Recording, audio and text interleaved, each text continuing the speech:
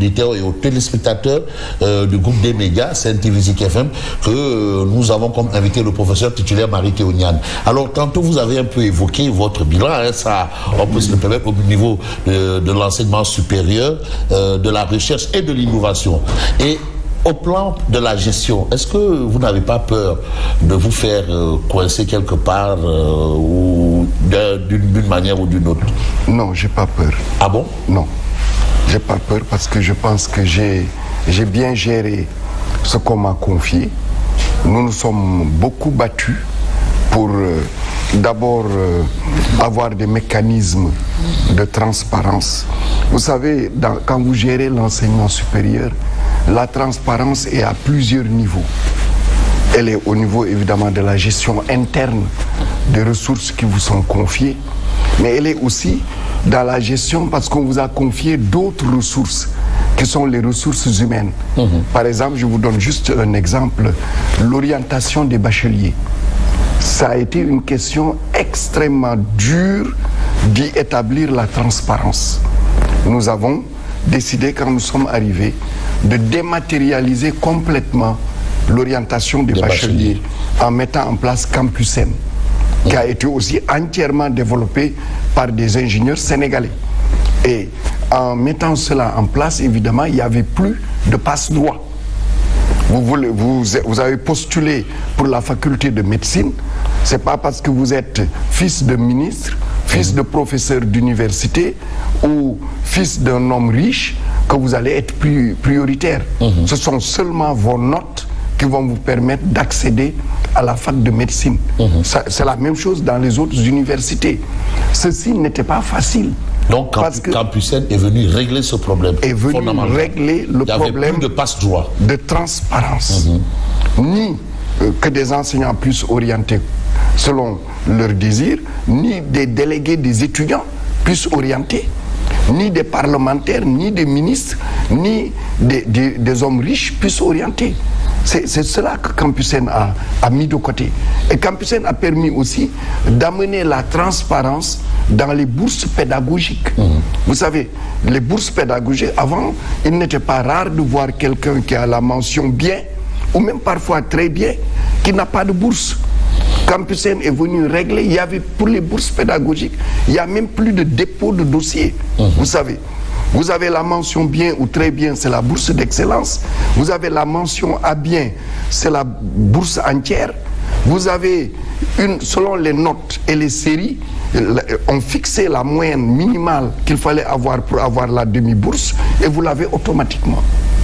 Donc ceci a permis d'alléger même les recteurs, les doyens, les enseignants. Personne, si vous voyez aujourd'hui, personne même ne pense plus à ces histoires de passe-droit pour les orientations des bacheliers. Alors qu'avant c'était bien ça. En plus évidemment des tracasseries que subissaient les élèves, parce qu'il fallait qu'ils fassent des dossiers en papier, qu'ils fassent certifiés conformes, qu'ils donnent des photocopies d'identité, qu'ils fassent des photos d'identité, etc., etc. Nous avions pu régler cela, tout en même réglant le premier aspect, parce que quand vous êtes orienté, vous payez les droits d'inscription et vous les payez en ligne, et c'était directement transmis au niveau des universités. Donc ça, c'est un élément de transparence très important que nous avons mis en place, en plus évidemment du reste. Je dis toujours, je l'ai répété souvent, dans le Sénégal que nous avons aujourd'hui, vu les salaires que gagnent les ministres, un ministre qui n'était pas riche avant d'être ministre, s'il sort en étant ministre riche, je le répète, c'est un voleur. Ah non, mais c'est le cas. Hein. Vous n'êtes pas riche? Malheureusement, non. Je suis un simple gorgorlou avec ma maison qui est à Saint-Louis, à la cité université Ngalel, que nous avons construit avec nos collègues de l'université et le personnel dans le cadre de la coopérative d'habitat et de construction de l'université de Saint-Louis. Mary-Théo Niane n'a pas de villa UP à Dakar? Non, j'ai aucune villa à Dakar. Non, parce que quand même, nous dire qu'un ministre n'est pas riche, Mary Théo, vous êtes le seul à le croire dans ce Sénégal. Hein? Moi, non, c'est très simple. Mais comment ces ministres-là qui roulent carrosse et comment, où ils... Vous savez... Peut-être que c'est des commerçants ou des hommes d'affaires ailleurs. Pourquoi moi je dis il faut rendre transparent les salaires au niveau de la fonction publique et au niveau des collectivités territoriales. Parce que fonction publique et les agences et tout cela, il faut que les salaires soient publics. Parce que si c'était public, on se rendrait compte que certains trains de vie ne peuvent pas être supportés par les salaires. Moi, le salaire maximum que j'ai gagné en étant ministre, c'est le salaire net. Comme je dis aux gens, moi je ne vois que le salaire net. C'est 3,5 millions. Oui. Là où je logeais, je payais autour de 1 million. Mais vous aviez une prime de logement, le logement non, était pris. C'est compris. C'est compris dans les 3,5 millions. C'est compris. Avant la prime de logement, parce que la prime de logement a été instituée lorsqu'on a enlevé les logements de fonction. Avant, c'était 2,5 millions, autour de 2,5 millions que nous gagnions. J'ai toujours dit, j'étais mieux loti en tant que recteur de l'UGB. En tant que recteur de l'UGB, j'avais 3,3 millions net. Et le recteur est logé, nourri, blanchi. Oui. Le ministre ne l'a pas. Le ministre, il paye son logement. Il doit payer son eau, son électricité. Les femmes qui travaillent dans la maison, il doit acheter les journaux à la maison, il doit payer l'internet à la maison, etc. Donc, ça, c'est le ministre. Ensuite, vous êtes sénégalais. Oui. Vous avez vos parents que vous devez aider. Vous étiez... Et vous faites de la politique aussi. Plus, oui, non, parce qu'on vous a dit que vous êtes ministre maintenant. Et tout le monde pense que vous avez de l'argent. Vous devez faire la politique. Ce qui fait que quand vous avez votre salaire, vous dépensez votre salaire normalement, le 10 du mois, vous êtes comme tous les gourgourlous sénégalais. C'est ça, la réalité. Non, mais... on me dit, quand vous n'êtes pas ministre, on vous dit que vous avez une dotation de carburant de 1000 litres. Oui. Non, le ministre a une dotation de 400 litres. 400 litres? Oui. C'est ça la dotation. Non, mais Mary Théo Niane, j'ai l'impression, professeur, excusez-moi, j'ai l'impression que vous êtes en train de me raconter un film. Parce que être ministre de la République au Sénégal, c'est être milliardaire. Ou bien en Afrique, hein, en général. Non, honnêtement, c'est ça. Ce qu'ont les ministres. Moi, j'avais le plus gros salaire que j'ai eu, c'est 3,5 millions net. Net, c'est l'argent que je recevais. D'autre part, les dotations de carburant, c'est 400 litres par mois que le ministre a. C'est ça qui est dans un arrêté. Il y a un arrêté qui fixe ça. C'est ça que le ministre a. Le ministre n'a pas droit à des véhicules. J'entends dire le ministre a plusieurs véhicules. Il a droit qu'à combien? Un ministre a droit à combien de véhicules? Il a sa voiture qui est une voiture de fonction. Une seule voiture. Qui a une voiture de fonction. Le ministère peut parfois mettre à sa disposition une voiture pour la maison. Mais ça, c'est discrétionnaire, je dirais. Ce n'est même pas un droit. Ce n'est même pas un droit. Donc voilà. Mais donc aujourd'hui, quand vous entendez un peu le bruit que fait le rapport des comptes, le rapport de la Cour des comptes sur la gestion de l'argent de la Covid-19, qu'est-ce que cela vous inspire? Vous êtes surpris ou bien vous vous dites, ben voilà la preuve de ce que je raconte, ou peut-être que ces gens-là sont allés un peu trop vite? Non, en fait, je pense que la Cour des comptes a fait son travail. C'est une institution qu'il faut respecter. Je dis bien qu'il faut respecter. Mais c'est des gens qui peuvent faire des erreurs aussi. Oui, mais il faut respecter les institutions. Vous savez, nous sommes un pays, moi j'aime beaucoup le rappeler, nous sommes une nation en constitution. Et il nous faut nous agripper sur nos institutions pour les respecter. De la même façon qu'on a un devoir de respecter l'institution qui est le président de la République, on a le devoir de respecter l'institution qui est la Cour des comptes, ou l'inspection générale d'État, ou l'OFNAC, l'Assemblée nationale, le HCCT, le Conseil économique, social, environnemental, l'armée, etc. C'est la Cour des comptes a fait son rapport. Maintenant, il s'agit d'en tirer les conséquences, parce que la Cour des comptes, quand elle fait son rapport, elle regarde là où il y a des erreurs, là où il y a des fautes de gestion, là où il y a des fautes administratives, etc. Et elle-même, elle suggère les procédures à prendre pour rectifier. Et elle peut suggérer des procédures administratives, comme elle peut demander que le rapport puisse être soumis à une juridiction pour que le juge fasse les enquêtes complémentaires pour voir... Mais c'est le cas aujourd'hui. Pour voir est-ce qu'ils ont raison ou même est-ce que en réalité ils ont sous-estimé le problème ou carrément est-ce qu'ils ont tort. Donc jusqu'à maintenant, nous sommes dans une situation de présomption d'innocence. Oui, jusqu'à présent. Jusqu'à présent, c'est une situation de présomption d'innocence. C'est pourquoi je n'ai pas compris, et je n'ai pas du tout compris, l'attitude du gouvernement de monter en première ligne, essayer de défendre ceux qui seraient incriminés dans le rapport. Puisque le rapport ne culpabilise pas. Le rapport établit des faits qui doivent être confirmés ou infirmés par le juge. Et c'est pour cela que je suis inquiet d'abord du non-respect par le gouvernement de cette institution qu'est la Cour des comptes, du non-respect aussi de cette institution par un ministre de la République qui a parlé pour l'accuser quasiment d'être de l'opposition. De quel ministre il s'agit? Le ministre, je crois, des infrastructures. Ah, d'accord. Qui a parlé pour les accuser. Et je crois que ce n'est pas une bonne chose. Jusqu'à présent, il appartient maintenant au juge. Mais est-ce qu'il ne s'est pas senti offensé pour avoir peut-être une réaction au vitrioles?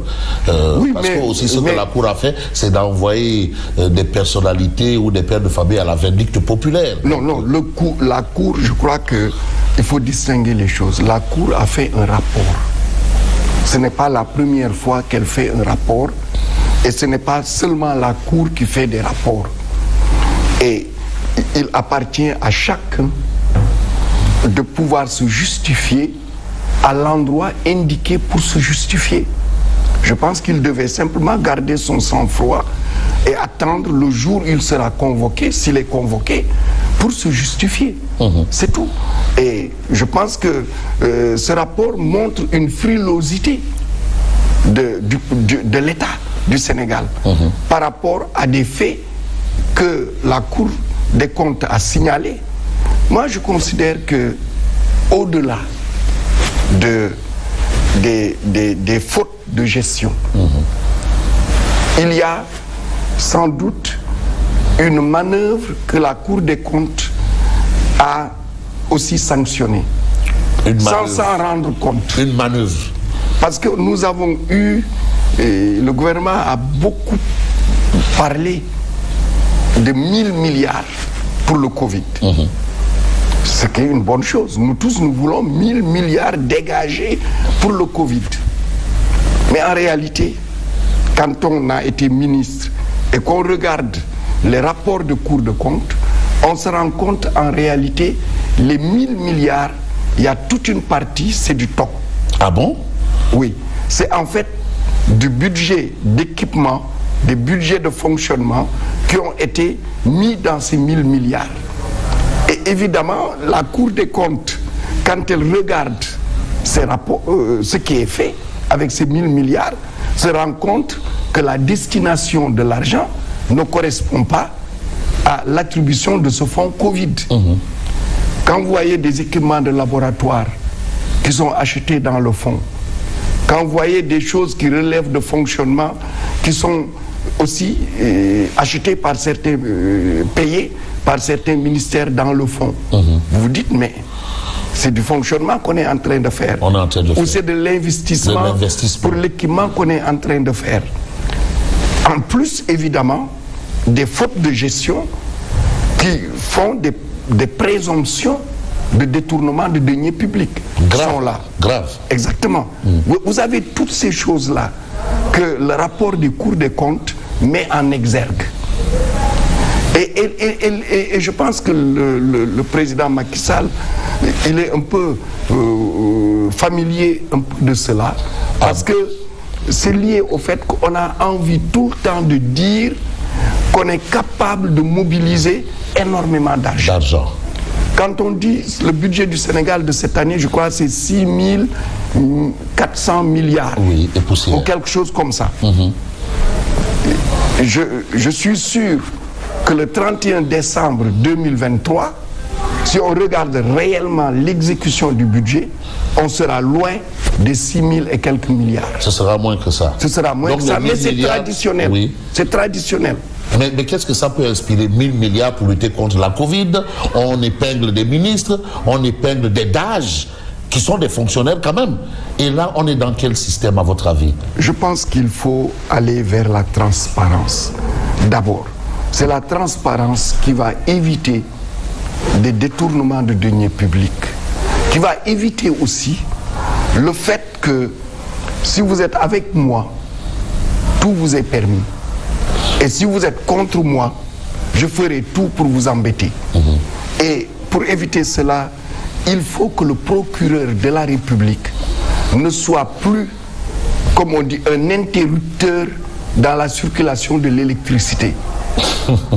Il faut que les rapports qui lui arrivent de la Cour des comptes, de l'OFNAC, ou que l'IGE, quand elle fait un rapport au président de la République, qu'il y ait une copie au procureur et que le procureur transmette. C'est au juge de dire ce qui est dit est vrai ou est faux, ou c'est grave, ou c'est moins grave. Mais la procédure de l'heure, c'est-à-dire le procureur qui envoie un peu le dossier au niveau de la DIC, comment vous l'appréhendez?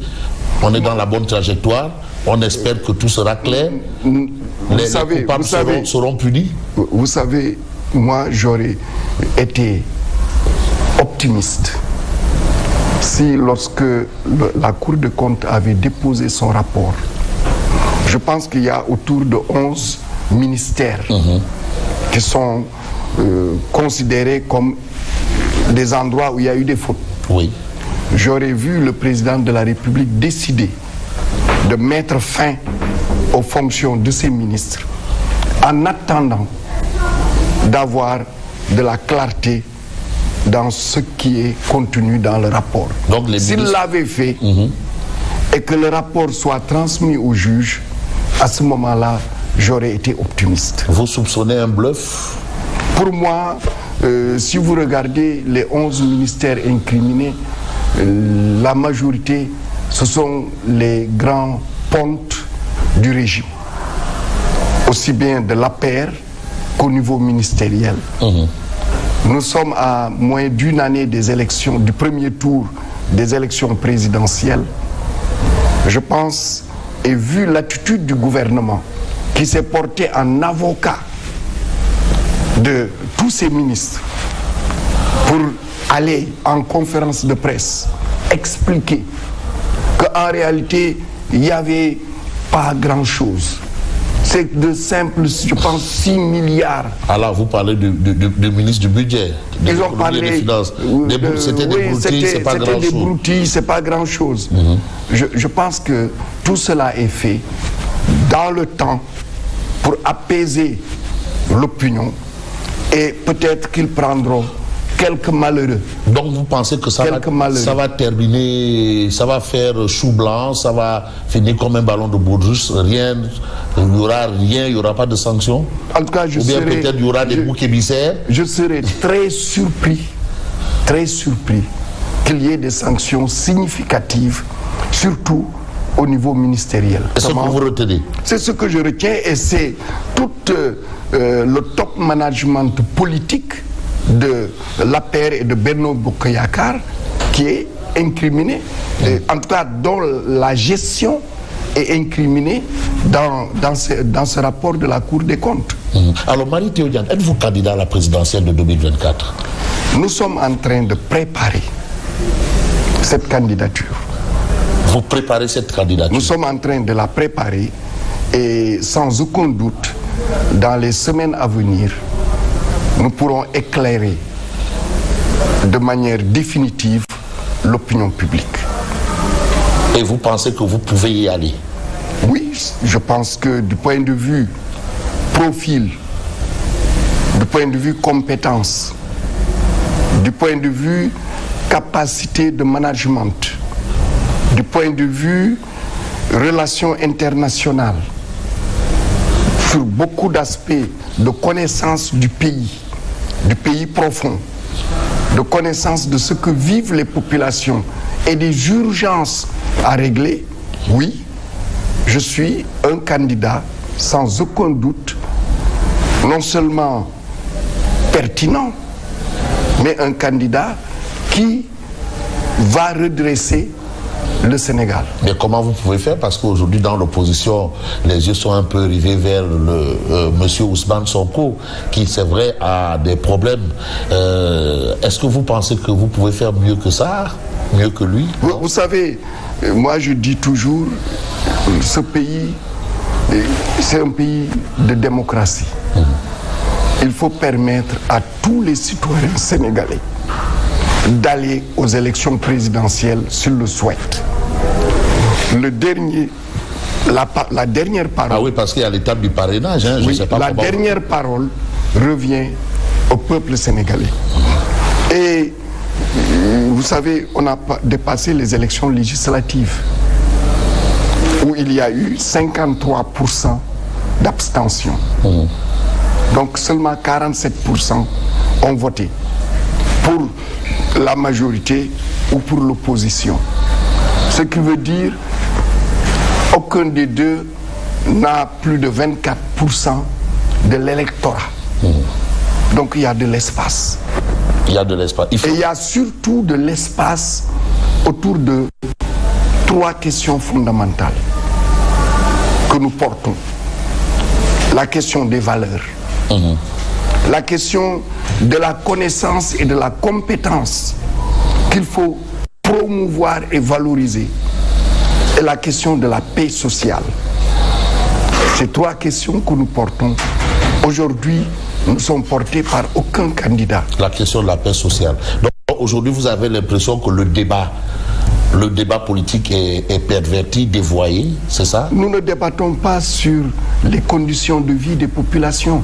Vous savez, aujourd'hui, vous êtes à Dakar, la majorité des Dakarois ne mangent pas 3 repas. Petit déjeuner, déjeuner, dîner.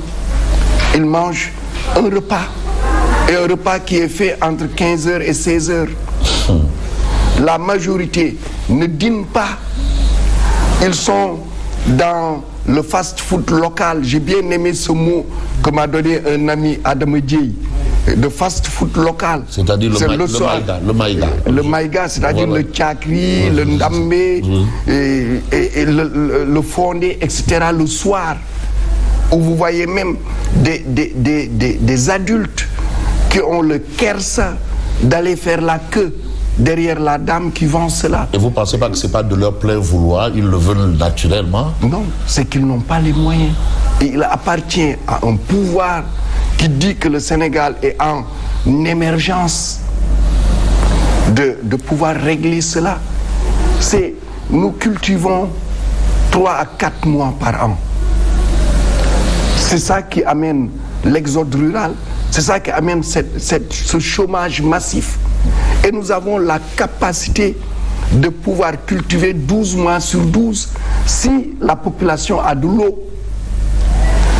Combien de temps mettra-t-on pour construire le canal du Baol, du Kayor et du Sine qui partira de Keur Momar Sarr, Touba, Diourbel, Bambey jusqu'en face de Fatick? Et autour de cela, assurer des centaines de milliers d'hectares de culture. Quand est-ce va-t-on revitaliser les vallées fossiles pour que les populations puissent aussi cultiver, mais aussi faire de l'aquaculture? Quand est-ce va-t-on assurer l'insémination artificielle de toutes les vaches sénégalaises?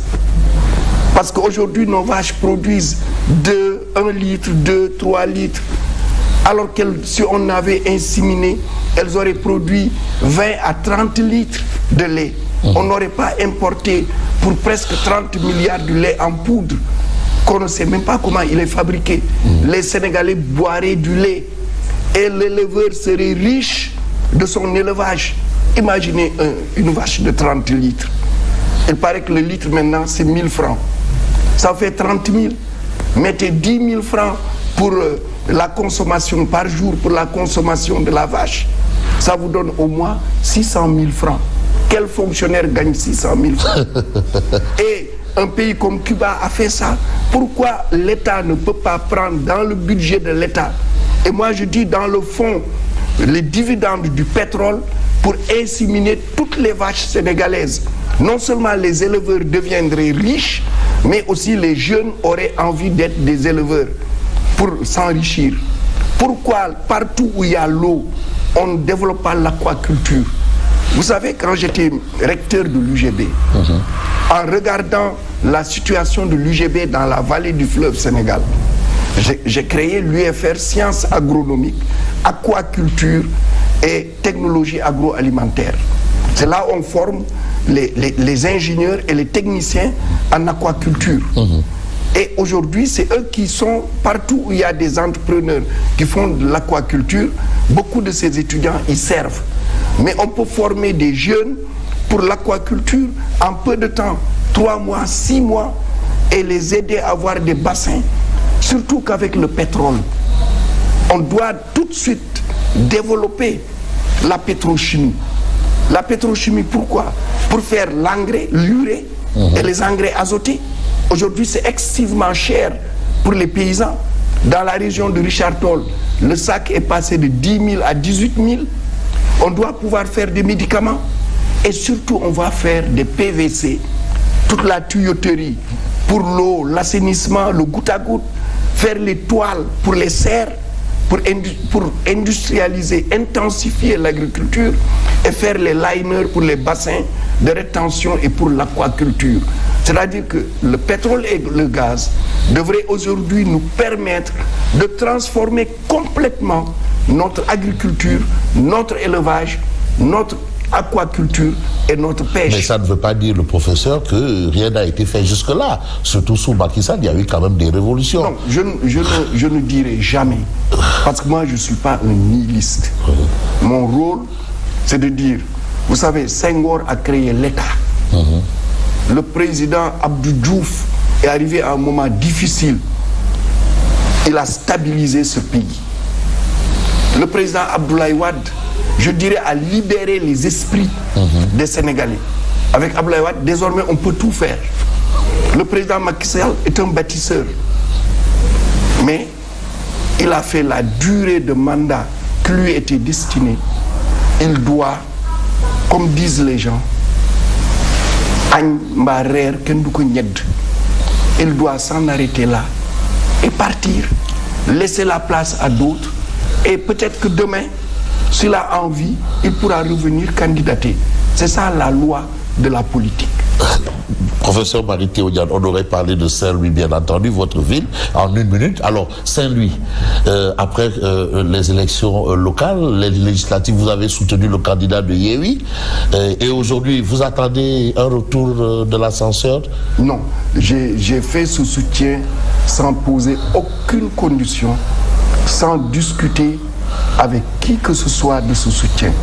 Parce que c'est ma décision que pour moi, il fallait mettre un terme au règne de Benno Bokk Yakaar dans le département de Saint-Louis, parce que les mandats précédents, ils n'ont pas amélioré la situation des Saint-Louisiennes et des Saint-Louisiens. Mais est-ce que ce n'était pas un antécédent crypto-personnel avec M. Mansour Faye? Non, on n'a jamais eu de problème personnel. Ça, je le dis aussi. J'ai jamais eu de problème personnel avec mon petit frère, Mansour Faye. C'est mon petit frère, il me dit mon grand frère. Et cela, ça reste. La politique, ma vision de la politique, c'est pas de l'animosité entre les gens. On fait de la politique parce qu'on a des idées différentes, on a des conceptions différentes, on a des manières de faire différentes. Et c'est au peuple sénégalais de décider. Et le peuple sénégalais a décidé à Saint-Louis de voter pour Yewwi. Et c'est comme il avait décidé pour le maire de voter pour Benno, mais c'est au peuple sénégalais. Pour moi, Saint-Louis doit être, avec l'arrivée du gaz, un des grands leviers du développement du Sénégal. C'est tout ce qu'on peut retenir peut-être aujourd'hui. Alors, professeur Mary-Théo Niane, merci d'avoir répondu à notre invitation. Mesdames et messieurs, merci de nous avoir suivis. Je vous donne rendez-vous la semaine prochaine pour un autre numéro de